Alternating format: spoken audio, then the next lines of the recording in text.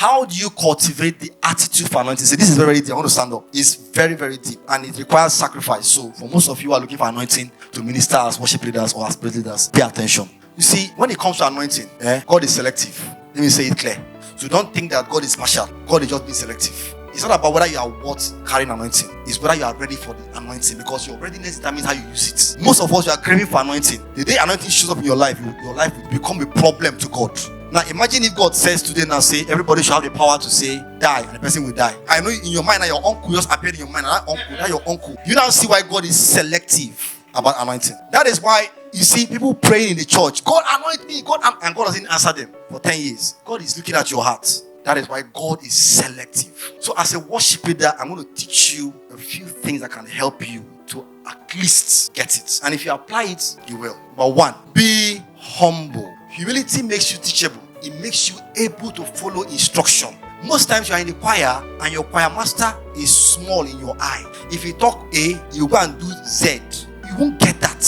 Because God creates systems, both spiritually and physically, to test us. So the choir system is a testing system. The way you take the work of God in the choir and the way you treat the head of the choir is a test of how you will treat your pastor also when today you sing on the stage and somebody gets healed. And maybe your pastor has been preaching for 30 years and nobody has gotten healed. But you just sang one song one day, somebody gets healed. You'll be like, hey, pastor, you know we are not in the same level. You can't talk to me anyhow because I sang and somebody got healed. You've been preaching for the past 30 years, nobody got healed. These are the reasons why some of us may not test the anointing. So, humility. You must take the position of a humble person. Be humble. The first step.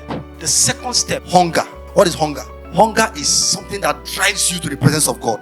What are you hungry for? You are hungry not for the anointing, but for what the anointing will do. Somebody didn't say, God, give me power so that I can become the best king in the world. What did he say? He said that I might what? Lead the people. So the purpose of Solomon is what gave him that particular opportunity to enjoy all the wisdom in the world. So don't ask for the anointing for yourself. Ask for the anointing because of what the anointing will do through your ministration to people. So now you want to minister and people will be blessed. That is what you want the anointing to do. So that is why God will give it to you, not because you need it. That is why that power comes with so much control that when it comes to you, you start receiving a lot of laws from God. God puts some edges around you. God gives you rule than others. God denies you many, many things than others. Why? Because you are not carrying something that can destroy an entire generation if you are not careful. Number 3, compassion. You must have compassion for the people you are to minister to. Now, people come to church with different reasons. They have pains in their hearts. So in your place of prayer, do you call and pray for them and say, God, you must touch Sister Nkechi, she has no husband? Do you pray? Do you have